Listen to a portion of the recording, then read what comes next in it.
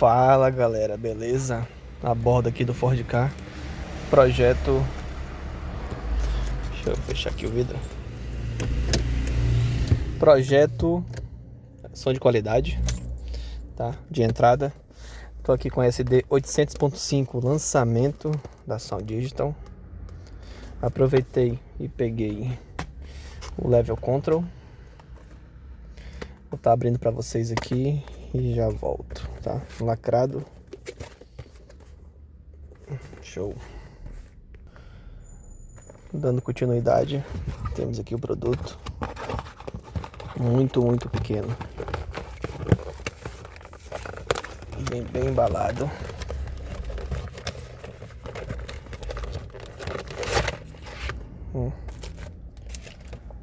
Aqui um breve manual. Guia de instalação. Aqui a medida dela, 4 ohms.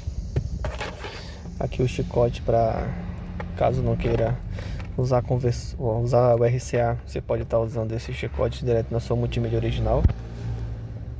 Beleza? E temos aqui a criança.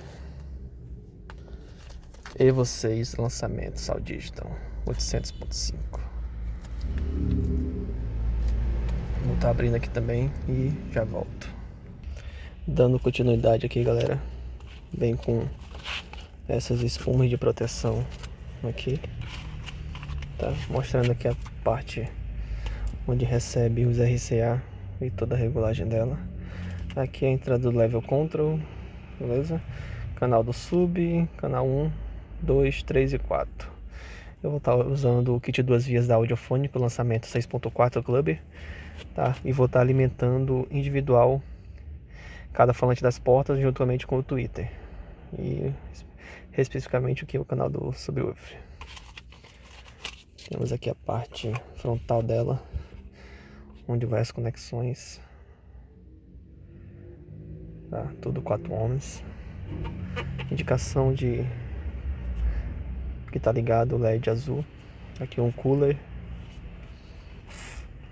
E é isso, ela é bem pequena. Aqui na palma da mão.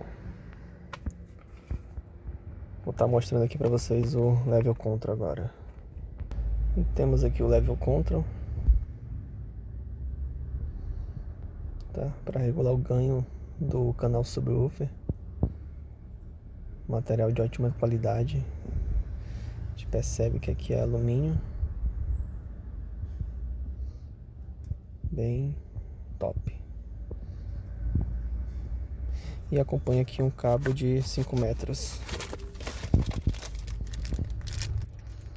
Beleza?